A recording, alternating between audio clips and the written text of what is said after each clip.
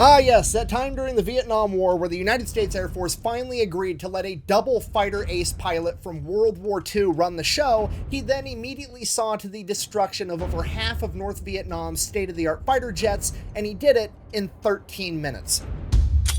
Today we're talking about Operation Bolo, one of the greatest ruses in military history. But first, a word from our sponsor.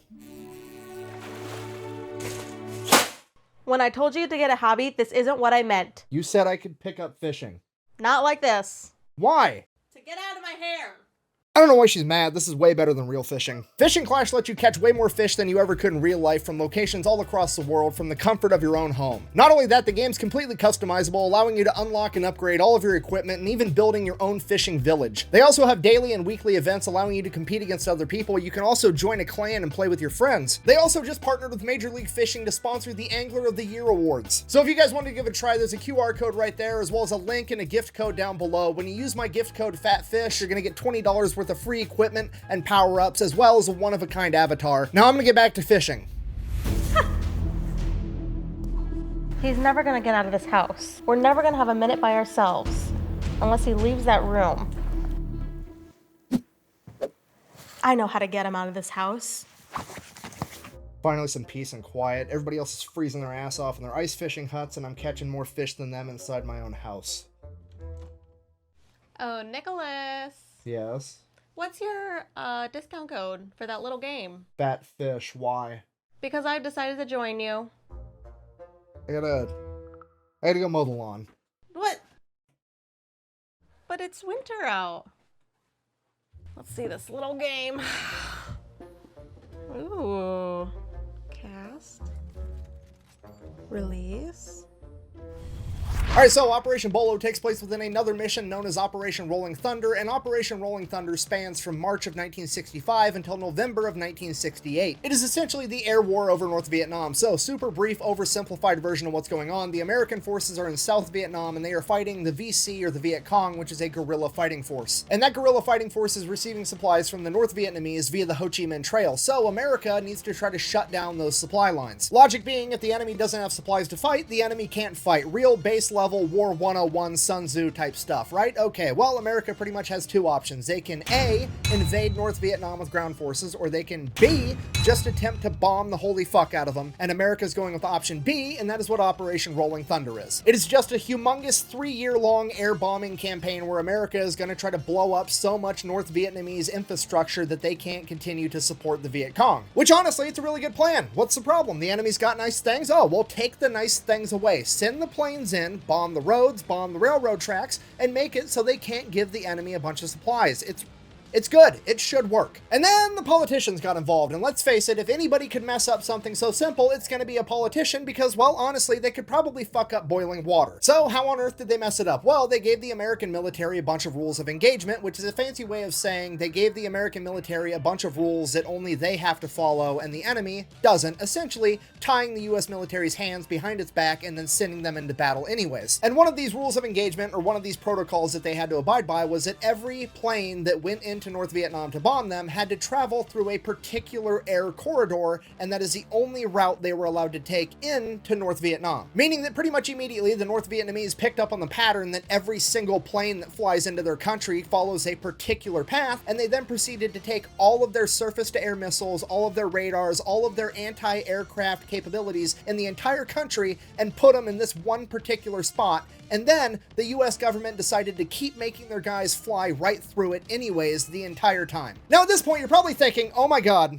the politicians might actually secretly be geniuses, because what they've done is they have inadvertently gotten the North Vietnamese to gather all of their anti-aircraft resources into one location, and now we can just bomb those, take them out, and they'll have nothing left, and it'll just be green light, go everywhere. So now the US military is like, yo, politicians, can I blow that shit up now because it's right there just waiting for me? To which the politicians are like, absolutely not. In fact, we're gonna make it a rule that you're not allowed to bomb or attack any anti-aircraft sites, any surface-to-air missile arrays, any anti-aircraft anything, you have to leave it completely unscathed. And our logic behind that is that at those sites, there could potentially be a Chinese or a Soviet advisor that's helping out the North Vietnamese. And if we hurt one of them, it would upset the Soviets or the Chinese. And then that would be bad diplomatically, even though they're blatantly there to help run a proxy war against us. We're going to go ahead and care more about them than we are about our own pilots. So we're going to go ahead and just have you guys keep flying through that same air channel, through all the anti-aircraft everything, because fuck you. That's why. This is bullshit! So that's exactly what happens. Every single time they fly a mission, every Air Force, Navy, and Marine Corps plane has to fly through the same air corridor through a gauntlet of anti-aircraft capability on their way to deliver their payload. And then if that wasn't bad enough, the North Vietnamese got their hands on somewhere between 12 and 16 MiG-21s. And if you don't know, at this point in time, the MiG-21 is the new cutting-edge Soviet fighter jet. It is incredibly fast, it has a very high flight ceiling, and it is very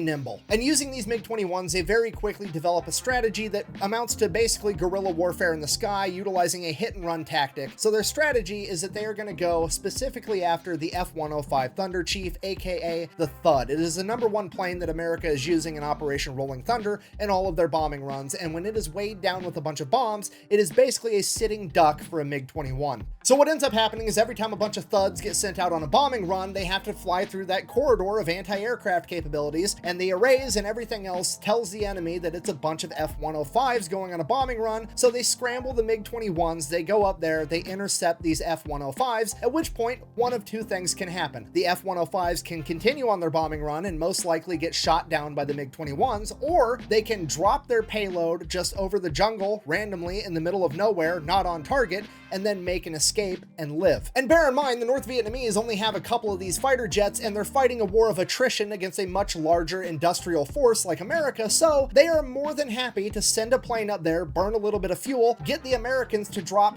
tens or hundreds or millions of dollars worth of bombs on the middle of nothing, waste all their money, waste all their time, and then take their planes and land. They don't need to go out there and waste all their missiles and risk their planes. They're just going to get the Americans to waste all of their bombs on nothing. And I know what you're thinking, that seems like a pretty easy problem. What if we just bombed the MiGs while they were on the ground? Or what if we bombed the airfields that they were coming from? That way they couldn't even take off. Well, luckily we have politicians to step in and tell us once again, you're not allowed to bomb those either because there could potentially be an advisor from China or the USSR there, so leave those alone too. You're only allowed to take out enemy planes when they're in the air. To which the US military is like, okay, I guess we'll do literally the only thing we can do. We'll just send up our fighter jet, the F-4 Phantom II, and try to go toe-to-toe with the MiGs. Okay, so the stage is set. We have one of the sexiest airplanes of all time, the American F-4 Phantom II, going toe-to-toe with the Soviet MiG-21. Okay, here's what I need you to understand about this matchup. This is pretty much the golden era of military planes, okay, in my opinion. It's right before stealth technology came out and planes started to get a little bit slower because they could be sneaky now. No, planes built during this period were just straight up, let's be fast as fuck and carry a ton of firepower. It's the hot rod era of military planes. And both of these planes are built on that doctrine. The F-4 Phantom tops out at like 1,400 miles an hour. The MiG-21 tops out at like 1,300 miles an hour. The F-4 Phantom is like twice the size of the MiG-21. It's got a way bigger fuel tank. It's got way more range. It can carry a lot more payload. The MiG-21, on the other hand, it's a lot smaller. It's a lot lighter. It's nimbler, but it doesn't have as much range. So the MiG-21 in an up-close dogfight is probably going to be better with its gun, whereas the F-4 Phantom, not really intended for up-close dogfighting. It doesn't even have a gun. Because it has a more advanced radar and missiles that can take the enemy out from 29 miles away, it doesn't even need to see the enemy to shoot him out of the sky, so why on earth would it need a gun? Okay, the F-4 Phantom's MO is to haul ass, shoot half-court shots, and have a dope-ass paint job the entire time it does it. So, just so we're all on the same page, Soviet MiG-21, American F-4, very much peers to one another. They are both capable of taking the other out. They both pose a huge threat to one another. However, theoretically speaking, the MiG-21 should have an advantage in an up-close dogfight due to its maneuverability and its gun, whereas the F-4 has the advantage because it can just shoot down the MiG-21 before it even gets close enough for a dogfight to occur. So, MiG-21, better up close, F-4, better far away. So that's it. That's the solution, right? The F-4 Phantoms are going to go up. They're going to shoot the MiGs down from like 20 miles away before the MiGs even know they're there, and that's going to be the end of it. Ta-da! Yeah. Luckily for the North Vietnamese, the American politicians step in yet again with another exciting rule of engagement. Guess what? You're not allowed to shoot at enemy aircrafts until you have visual confirmation that it is an enemy aircraft. Translation, the American F-4 pilots literally are not allowed to start fighting the MiG-21s until the MiG-21s have the advantage. Which is absolutely insane to think about. Like, literally the equivalent of walking up to an infantryman and being like, hey, here's a sniper rifle. Also, you're not allowed to shoot people with it. You're only allowed to use the bayonet. And there's no bayonet because we didn't design it with a bayonet lug because it's only designed to shoot people from really far away. Get bent. And just in case that wasn't bad enough, what makes this even worse is the fact that most of the F-4 pilots are only trained on the American F-4, which wasn't really designed for up-close dogfighting with a gun because it doesn't have a gun. So most of them don't really know how to conduct an up-close dogfight because they've never been trained to do it, because that's not what their plane is supposed to fucking do. So there's really no good answer, and this goes on for a little while where basically the F-105s go up, the MiG-21s go up, intercept, the F-105s are then forced to drop all their bombs in the middle of nowhere and take off just so they can survive. The MiG-21s then go and land, and that just repeats itself ad nauseum. But then in September of 1966, something happened that would change everything because the 8th Fighter Wing out of Udong Thai Royal Air Force Base would get a new commander, and that commander was none other than the legendary fighter pilot, Colonel Robin Olds. And I mean, you can know nothing about this guy and you already know he's the main character. I mean, look at the lip sweater on this man. It's the most magnificent taco flosser I've ever seen in my entire life. Okay, let me break this down for you. Anytime you've ever seen a movie with the cool bad boy character that doesn't follow the rules, it's also a fighter pilot, it's based off of this guy, whether you know it or not. Okay, I want you to understand the gravity of the situation here. This man's mother passed away when he was 4 years old, and he was raised by a single father that was also a full-time Army pilot and a World War I veteran. This guy was essentially bred to be a fighter pilot. He went to West Point where he became an All-American football player at 6'2", 250 pounds. He then went on to become a fighter pilot in World War II. Now, if you shoot down 5 or more enemy planes, you become an ace pilot. It's kind of a really big deal. And Robin Olds was a double ace in World War II. This man literally prestiged in the most extreme air-to-air combat the world has ever seen, and he's about to become a triple ace in Vietnam. And at the age of 44, nonetheless. How's the old saying go? Beware of an old man in a young man's game. Yeah, this is the main character for sure. And like most great main characters, Robin Olds has a lot of very high-ranking people that don't really like him that much, mostly because he's not afraid to ruffle a couple of feathers to get his point across. And most recently, the argument that he's been having with the establishment is the fact that the F-4 Phantom, the main fighter jet for the United States military, should probably have a gun on it. He also has an issue with how these new pilots are being trained because they're not really being trained how to actually dogfight. They're just being trained how to haul ass, intercept a plane, and shoot a missile at it, as opposed to actually getting into a close quarters fight. And the chain of command is basically telling Robin Olds, like, hey, look, you're old. They don't do it like that anymore. You were fighting in World War II in P-51 Mustangs and P-38 Lightnings. This is not what's going on anymore. These kids are flying F-4 Phantoms that can fly at 1,400 miles an hour and shoot missiles and take out targets from 30 miles away. We don't need to teach them up-close dogfighting anymore because they're never actually going to use it because the technology eliminates the need for that. But you know what technology doesn't fix? Politicians being fucking stupid. So now everybody has to fight like it's World War II in a dogfight because they're not allowed to use the technology the way they're supposed to because politicians that don't understand what they're talking about get to make up all the rules. So now they're sending Robin Olds to go take over command of the 8th Fighter Wing. He shows up and immediately earns everybody's respect. Keyword, earns it. Doesn't just get it given to him. And the way that he earns it is one of the best examples of leadership that I have ever read about. This man shows up to take command of an entire fighter wing as a double ace World War II pilot and a legend, and he decides to immediately put himself on the flight roster as a rookie to get trained on how to better use the F-4 Phantom because he's not very well acquainted with it, and he lets all the men that are lower than him train him on this plane. He didn't come in all cocky. He wasn't some arrogant prick. He just admitted, hey, I've been doing this for a long time. I've flown a lot of planes. I'm not super great with the F-4 Phantom. I need to get great with it so I can lead you guys, and that's exactly what he did, and it immediately earned him all the respect in the world. So Robin takes some time to get acquainted with the F-4 Phantom, and within a couple of weeks, he's already flying the plane better than most of the trainers. So now that Robin Olds is caught up on the F-4 Phantom to where all of his guys are, he is now going to teach these young whippersnappers how to dogfight like it's World War II. And this is like the cool moment from all the movies where old schools teach a new school how to get shit done anyways, okay? This is Rocky teaching Adonis Creed how to box. This is Doc teaching Lightning McQueen that sometimes you got to turn right to go left.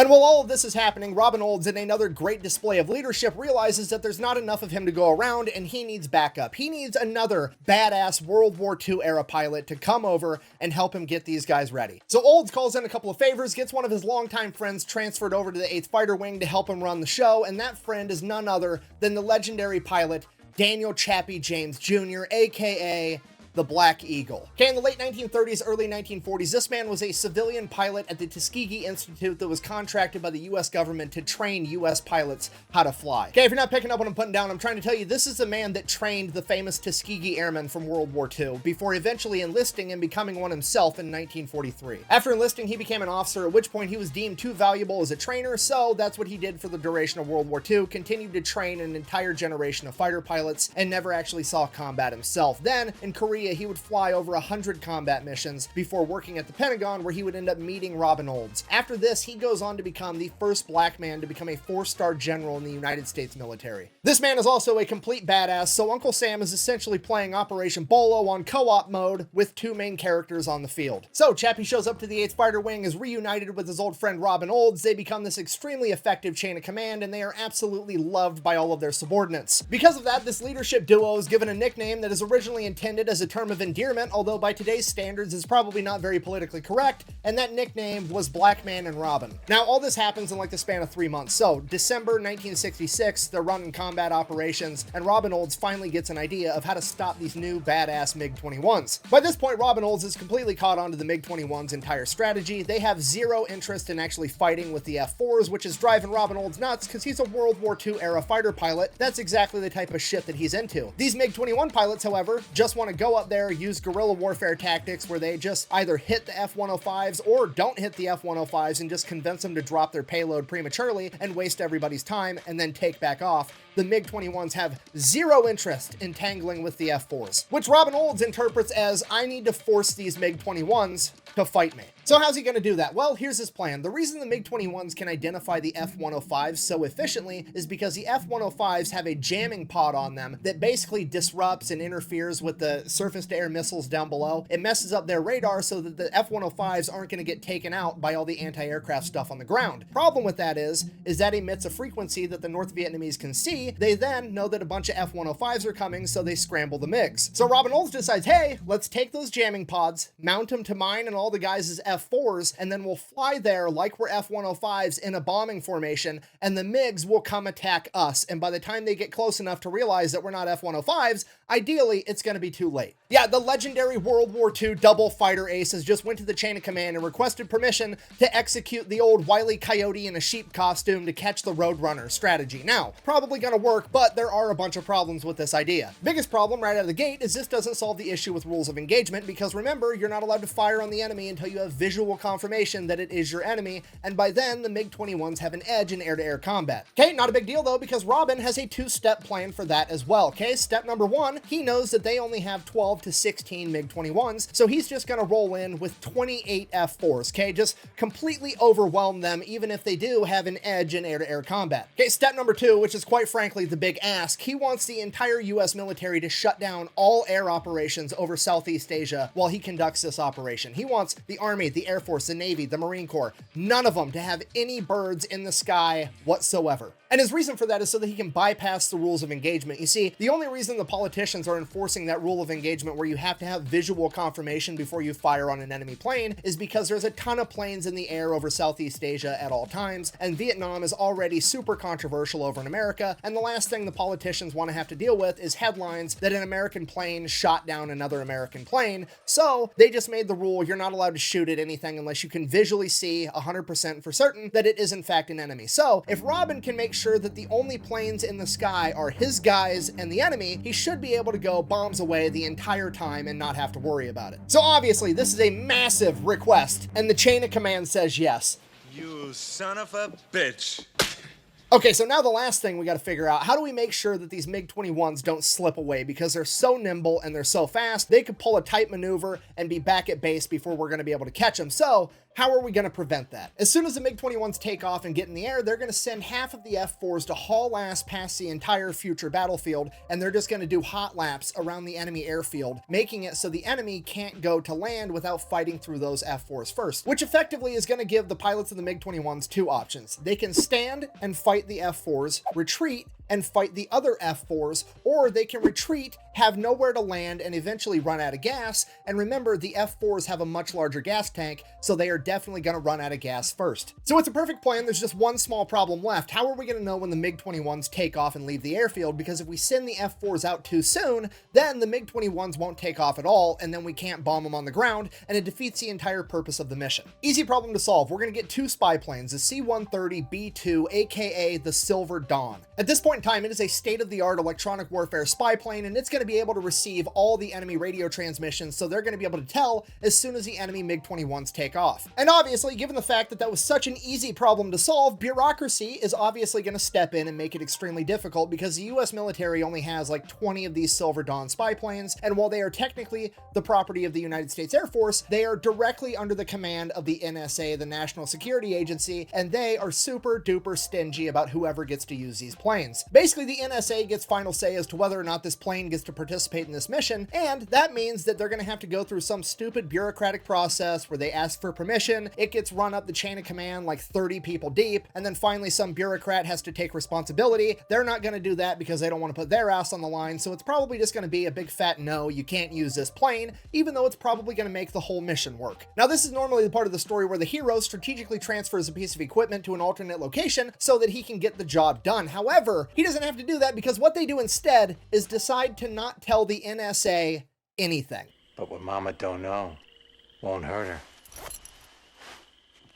And when I say they're not going to tell the NSA anything, I mean they are somehow going to keep it a secret from the NSA, the whole part of the story where the Navy, the Marine Corps, the Air Force, and the Army ground every single bird that's not on this mission. They're going to somehow keep that a secret from the fucking spy agency so that they go ahead and send up their two Silver Dawns doing hot laps around the Gulf of Tonkin that they have going around every single day, so that those two planes are in the air participating on this mission, whether the NSA knows it or not. And then as soon as the mission kicks off, they're going to radio over to them and just have them tell them whether or not the MiG-21s took off. It's both genius and hilarious because now, even if the NSA does find out after the fact and get all pissed off, all the Air Force chain of command has to do is be like, oh, you guys didn't get that memo? We sent it. At which point they're basically going to be forced to just drop the issue because none of them are going to want to take responsibility for not passing along the memo that never actually got sent. So that's it. This mission gets approved. Operation Bolo is gonna happen. So they hurry up. They get all the jamming pods off of F-105s. They mount them on the F-4s. And while that's going on, they schedule it with the entire US military, all four branches, that nobody is to have planes in the air on January 2nd, 1967, except for the NSA, of course. Somebody forgot to tell them. So January 2nd rolls around. The Silver Dawn spy planes are already in the air. The F-4s are on the airstrip with the jamming pods mounted and they're ready to go. And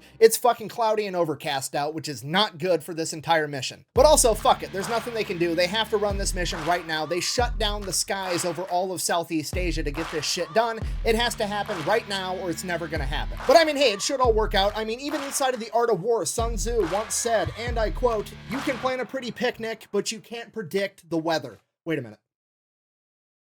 How did the lyrics to Miss Jackson get inside of my Sun Tzu book? I guess I was Andre 3000. I apologize. A trillion times. Anyways, point stands. The mission goes. So the F-4s get put up in the air, and there's 7 flights of F-4s. Each flight is 4 F-4s for a total of 28, and they are all named after cars. Flight 1 is named Olds, being led by Robin Olds. Flight 2 is Ford, led by Chappie, and Flight 3 is Rambler, being led by Captain John Stone. And everything they do follows exactly what the F-105s would normally do. They're taking the same route at the same elevation, using the same radio frequencies. They're even using bomber call signs in case somehow their radio transmissions get intercepted, and they're emitting the same jamming frequencies as well, using those pods. So sure enough, the MiGs show up, and wouldn't you know it, the first guy to see one is none other than Robin Olds. He immediately splits his flight into 2 groups of 2, do, and Olds and his wingman take off after this MiG. Olds fires 2 radar-guided missiles, and they both end up losing their lock, and he misses entirely. He then closes the distance more so he can fire a heat-seeking missile, and it's a dud. And then the MiG that he's chasing goes into the clouds, and he loses them entirely, and as soon as he loses sight of that MiG, another MiG is screaming past him, going the opposite direction, so close that Olds can't just make a normal turn. Without batting an eye, Olds immediately hits a vector roll, which is a technique right out of the World War II dogfighting handbook. It's essentially you nose up and you do a backflip corkscrew maneuver and end up behind your enemy. And as he's mid-vector roll upside down pulling G's, he gets a radio transmission from Captain Johnson of Rambler Group saying, "Hey, I just got into the battlefield. Where are you? I heard that you're engaging an enemy." Olds finishes the vector roll, gets behind this MiG, radios back to Stone, finds your own, and then fires a missile and blows up the first MiG-21. At this point, the rest of the MiGs kind of figure out that the Americans have tricked them and they are now basically locked inside of the Thunderdome, and they're going to have to fight their way out to have any chance at all, and the entire thing devolves into one enormous dogfight. And remember, the other 4 flights aren't there yet. They're lagging behind a couple of minutes, so we still just have the original 3 flights of Olds, Ford, and Rambler for a total of 12 F-4s going toe-to-toe with an unknown number of MiGs, potentially as many as 16. Now, cutting over to Ford flight, Chappie has a MiG on his tail and he has no idea because his radio is malfunctioning and he can't hear his wingman telling him, "Hey, you have an enemy on your tail." So his wingman does the only thing he can think of. He handles it by himself. Bear in mind, it is Chappie, the MiG, and then his teammate. So his teammate can't fire any missiles because he can't risk that missile accidentally locking onto Chappie. So he has to perform another vector roll. He noses up, does a corkscrew, backflips, and that puts him at 90 degrees from where he was previously. So now he's coming this way towards the enemy, and he fires heat-seeking missiles and blows up the MiG-21 behind Chappie without Chappie even knowing that it happened. Chappie then immediately engages 2 MiGs that are directly in front of him, and while that's going on, cutting back over to Olds, his wingman informs him that, hey, his secondary fuel tank isn't feeding fuel for some reason, so he's already low on fuel. They are 5 minutes into this dogfight, and Robin Olds makes the call that he is going to escort his wingman out of the target area and back to the airfield, which is yet again another phenomenal display of leadership. He could have ordered somebody else to do it so he could have stayed in the fight and soaked up more kills and padded his stats, but no, he did it himself. For the next 8 minutes, the remaining 10 F-4s engage every MiG-21 they can find until they have either been blown up or have disappeared and are hiding in the clouds. So at this point, the F-4s call it a day. They head back to base. The other 4 flights of F-4s didn't even make it to the target zone in time, so only 12 of the 28 F-4s in the air actually engage the enemy. As the F-4s start showing up and they start landing, the ground crews are there waiting with anticipation to find out how it went. I mean, this is one of the coolest missions ever done, probably the coolest thing a lot of these guys are ever going to be involved with. So they're super pumped to hear how it went. As the F-4 canopies open up, the pilots start holding up fingers of 1s and 2s, telling everybody how many MiGs they shot down, and the entire place turns into an enormous party. They're celebrating. All these guys are just absolutely pumped that they shot down a bunch of MiG-21s. So they debrief, trying to figure out everything that happened in this 13 minutes of absolute chaos, and first and foremost, the best news, not a single American pilot got shot down. Then they figure out that they for sure shot down 7 MiG-21s with an additional 2 probable for a total of as many as 9, and bear in mind that the North Vietnamese only had somewhere between 12 and 16 to begin with. So at worst, Operation Bolo has effectively destroyed at least half of North Vietnam's MiG-21 fleet. Okay, and there's always going to be that one guy in the comments section like, "Buh, I can't believe you made an entire video about them only shooting down 7 aircrafts, buh." Okay, first of all, this isn't a video game, this is real life, and going 7-0 against peer aircrafts is absolutely incredible. Secondly, in a way, Operation Bolo didn't just destroy half of the enemy MiG-21 fleet, it also destroyed their entire fleet's operational capability, and that is because now they can't make a mistake like that again because they've lost half of their fucking planes. If they do that, they won't have any. In addition to that, now they have no way of knowing if it's actually a bunch of F-105s are getting sent up to fight or if it's another trap. So now the remaining MiG-21s are going to be infinitely more cautious and more sparingly used, which is going to save countless F-105s in the long run. So in conclusion, Operation Bolo has gone down in history as one of the most successful ruses of all time, and it serves as a shining example of why you should never underestimate a couple of old men in a young man's game. In addition to that, it also proved something that I previously thought to be impossible, that you can in fact overcome the stupidity of politicians. The bad news is that you have to be a superhero level badass like Robin Olds or Daniel Chappie James Jr. Thank you for watching. Best way to support the channel is go buy some merch over thefatelectrician.com. Quack bang out. You look pretty hot. Oh, that's going on a blooper reel. Ask her, where are you? The response was, go find your own. I thought that was pretty selfish of him at the time, but there's plenty left. Deliberately planned fighter sweep went just as we'd hoped. The MiGs came up. The MiGs were aggressive. We tangled. They lost.